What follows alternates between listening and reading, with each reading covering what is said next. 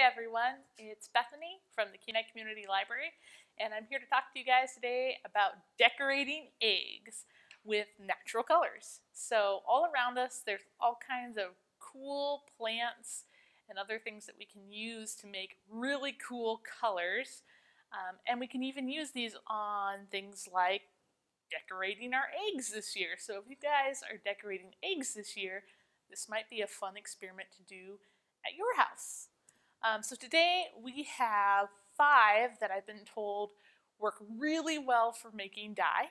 So we've got beets, which are supposed to make red, yellow onion skins, which are actually supposed to make orange dye, turmeric, which makes a really pretty yellow dye, spinach or other dark greens, which are supposed to make a good green dye, and we've got purple cabbage, which actually makes a blue dye on eggs.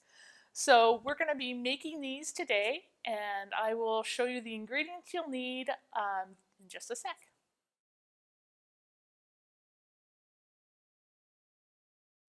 Okay, so just so you guys all know, what we've been doing is we've been going by what the books recommend, which is using about a cup of dyeing material to about a cup of water. So the only thing we did a little bit different with is the turmeric, because the turmeric is actually super powerful and potent as is. So we only used about 2 tablespoons to get a really thick dye. So 2 tablespoons per cup. Everything else is about a cup of chopped up, real fine material, and then put into the water. One thing you might want to note is that I used spinach, but it ended up with kind of a lighter dye. So if you guys use a darker green, that might get you a better color. Or you might want to go ahead and add more and just kind of boil it down, and so it gets more color of that green color in there. So let's go ahead and see what we do once we have our colors. Hey guys, so what we've got here is we've got our juice. So we've taken it and we've boiled it. One thing you can do is you can boil it in the microwave. Of course, you will need a parent with you to do this because this is going to be really hot. But for all you parents out there, you can do it in the microwave. It's like 1.5 minutes for a cup of water, and then you just kind of set it aside and let it simmer until it's about lukewarm, and then you just strain it out. And so that's what we have with our juice here. It was about 1.5 minutes in the microwave, or you can boil it on the stove. That's possible too. And so we went and strained out all the stuff except for the turmeric because it's a powder, so it's not really going to affect our egg. And you can see all the different colors, and some of them are really vibrant. But we can't just put our eggs straight in.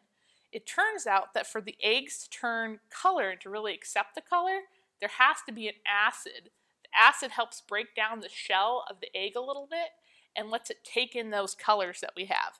So we're going to use some clear white vinegar, and we're going to use about 1 tablespoon per one of our dyes. So per cup of water is about 1 tablespoon of vinegar, and I don't have an easy way to do this cap. There we go. And when you do this, what you might notice is that some of the stuff will change color, especially the cabbage juice might start looking a little pink and purple. It won't change what color it'll be. It just kind of has that effect. Cabbage juice changes its color depending on how acidic the stuff around it is. But it still dyes it the same color, which is kind of fun. And into that juice. And so then, once we get them around, we can kind of stir them in, kind of swirl it a little bit, make sure it's all mixed up. We can go ahead and put our eggs in. And the longer you let your eggs sit, the darker it'll get, up to overnight. So if you do it overnight, you'll get your most vibrant colors. If you just want to put them in really quick and then see what they'll turn in like about 15 minutes, we can definitely do that. Make sure you have either something to help you lower it in or a napkin.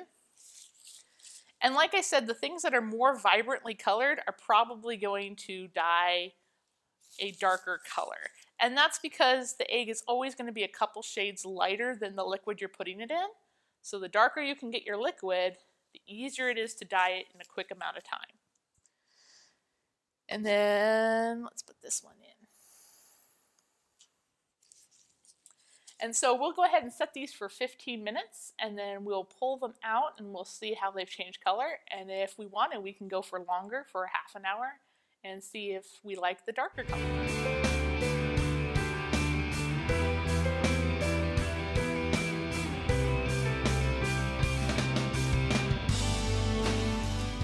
All right, so we've waited about 15 minutes. And for some of these colors, that might be enough time. Other ones might need to sit longer to get really vibrant, but we should start to see a difference. This is also a really great time if you wanted to switch into different colors. So say you want an orange, but you want it kind of a reddish orange.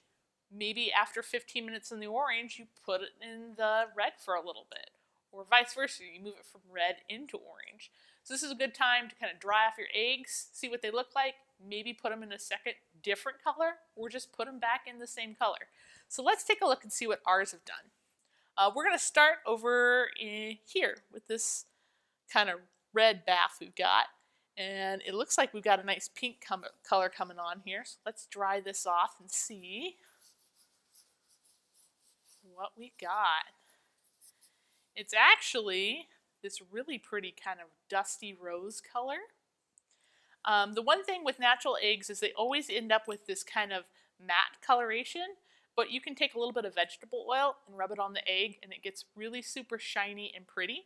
So we'll go ahead and pull this one out and we'll put a new one in and we'll leave this one for overnight to see what the color difference is.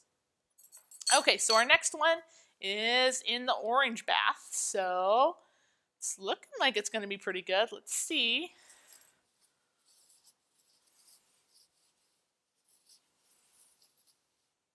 Oh yeah, that's actually a really nice coloration there. Even though this isn't a super strong one, it's actually dyed it pretty well. So we could leave that overnight and we'll see how dark that one gets as well. Let's move on to our turmeric, which is really strong. Be careful with some of these because they are dyes, so you don't want to dye your table or your floors permanently a color. So make sure you're laying down enough protection, like newspaper or paper towels, or it's a surface that's really easy to clean up, because especially the turmeric is like super stainy. So we can see that's a beautiful like sunshine yellow. And so we'll put that one over here and we'll just drop another one in these two for later. All right, this is kind of a really fun way to also dye fabric if you wanted to, because you already got it out here. Now this one almost doesn't look like it's changed color, but you can tell it is slightly different than white. So we're going to dry it off and we'll see how much color's changed so far. So you can tell there's been a little bit of color change. It is a little bit kind of a gray-green color, headed toward that olive color. So maybe if it sits overnight, it'll get a little bit darker. Or maybe we could use a darker color green and put it in, and it will be a little bit darker after 15 minutes. Again, this is just 15 minutes, guys. So this is just like you would with a regular set of egg dye that you bought at the store. So here's our blue. And as you can see, when I kind of brush it off, it takes a lot more of that blue hue. So that kind of pink colors from what the dye water looks like, but it does turn real blue after being exposed to air. So we'll go ahead and throw another egg in here for later. And we can see what these are going to look like after they've been overnight.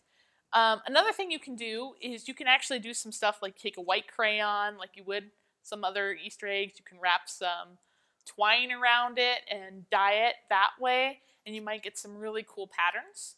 We've got lots of information here at the library and lots of books on doing Easter eggs or making dye from plants and other natural materials. So if you're interested in natural dyeing books. We've got some really great titles here. We've got some great ones on egg dyeing. So feel free to come to the library and look up some of these great books. They're awesome resources that we have available from a lot of different authors. And you can use them to do all kinds of fun stuff, because egg dyeing doesn't have to just be one time a year. Maybe you can have fun with it multiple times. So I'm going to go ahead and set these overnight, and I'll show you a picture of what that looks like coming up.